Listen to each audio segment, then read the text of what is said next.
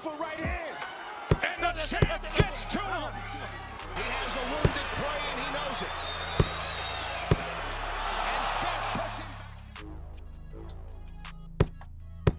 This fight is over. Thundering in. Look at Crawford. Vicious attack to close it. He's got a rhythm to him right now. He's back. Oh, a lunging left hand. That backs up Kaliaskis. Then an uppercut.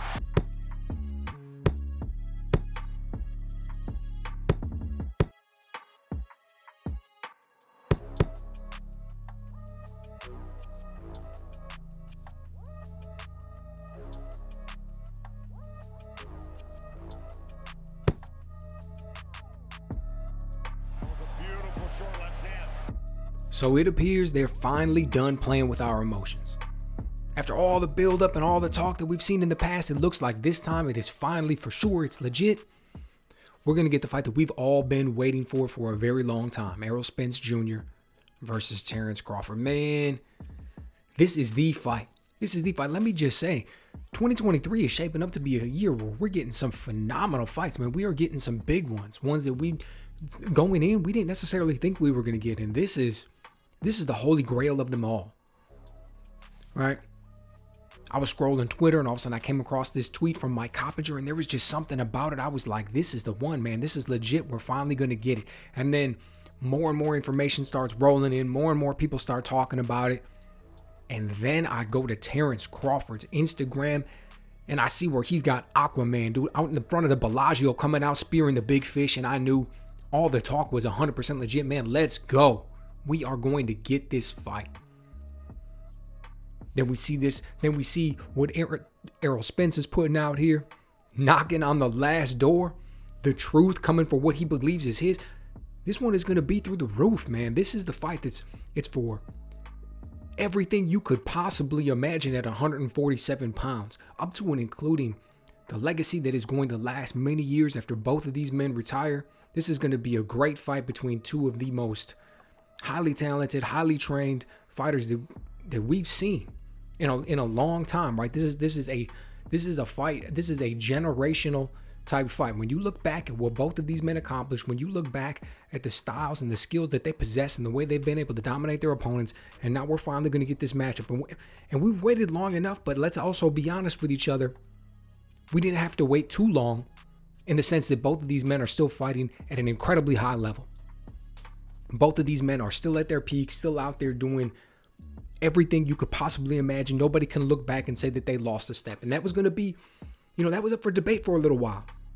That was up for debate. There was little things that we would catch here and there from people. I remember one of the things that we saw in an interview. I don't even remember when it was or who did it, but we saw an interview with Derek James, and he had made mention to the fact that Terence Crawford relied on his athleticism, and he said, well, let's see how long he's got that athleticism. Let's see if it's something to that effect. Let's see if that athleticism is still there when he fights Errol.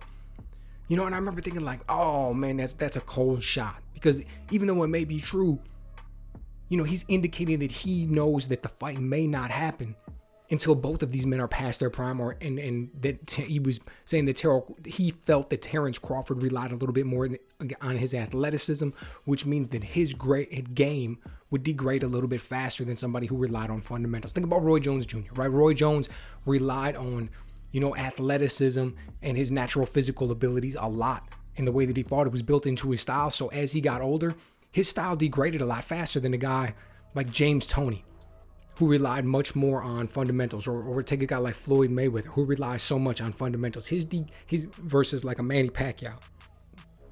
Those fundamentals never leave. Look at Bernard Hopkins. Those fundamentals never leave. So your game is going to hold on much longer.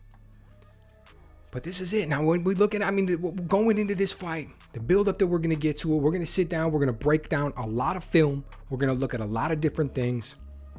It's going to be phenomenal going in, trying to look at all the angles on how this one may play out. But, everybody knows when we think about this, just the matchup that we're going to get, a true 50-50 fight. We've got the pressure and the jab and the body work of Errol Spence. Man, think about the way that he goes to the body and he's just able to break guys down. Think about the pressure that he applies, the way that he does not let up. He just takes all the air, goes in there, controls the gap, backs his opponent up and just beats him. And even though he's not known necessarily for having this devastating one-punch power, doesn't come out there and just turn the lights out with one, beautiful left uppercut or one devastating right hook.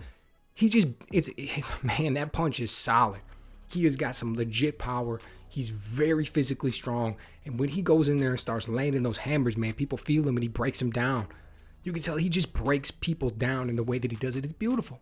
It's beautiful in the way that Spence sets up his shots and the way that he throws so much and in a way that keeps his opponent's hands busy so that offense almost becomes like a form of defense. And then, standing across from him, we got Terence Crawford, man. And styles make fights, and he does so many things different than Errol Spence and his equally, if not more beautiful, just going out there, dominating opponents, fights forward, fights going backwards, has that long reach in the way that, and he gets combinations off, keeps guys at the end of his punches.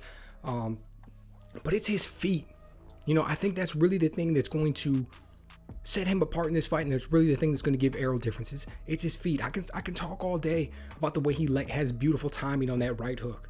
I can talk all day about the way that he shoots that uppercut, but really, it's the footwork. It's the way that he bounces around and creates the angles. It's the way that he controls the gap with his feet. It's the way that he can fight going forward and going backwards. He can land right hooks going backwards. He can land right uppercuts going backwards. It's the way that he'll set traps and use feints with his feet, not just necessarily his upper body movement or his hands. And when we look back at the person who gave Errol Spence the most trouble, we got to look at Shawn Porter. And the thing that was different about Shawn Porter than almost everybody else that Errol Spence fought was his feet. It was the way he's able to move around. He's so quick and so athletic. He was able to keep Errol Spence turning. He was able to keep moving. And it's how he saw more success than anybody else. If you're not standing in front of Errol Spence, you're not going to get caught with that brutal body attack. Terence Crawford is going to be in front of him. Now look, I'm not saying it's just that easy. I'm not saying it's that simple. I mean, let's not forget, Errol Spence has a jab that keeps people locked down. Errol Spence knows how to use that jab and frame it up to back people up against the ropes and to keep them there so that he can get his shots off, right? That's what he does, and he's great at it. But Terence Crawford has great footwork. Terence Crawford has felt pressure before, and the way that he's going to be able to use his feet is going to go a huge way in determining how this fight plays out, right? And that's one of the key things that I'm thinking about going in. How's Terence Crawford going to utilize the ring? What size is the ring going to be? How's his footwork going to look? Does he want to keep turning Errol? Does he want to use that to lead him into shots? What's Errol going to do is great at cutting the ring off. So how's that going to look, man?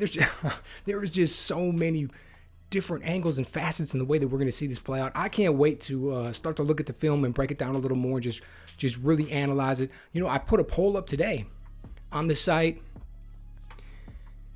and the majority of people, I want to say it was like 65%, 67%, man, they're going with Spence. And I get it, man. That dude is a monster. We've seen him go in there and just do such good work. But I can't make this more than a 50-50 fight right now. I'm just so impressed with each thing I've seen from each man. I will say this, though.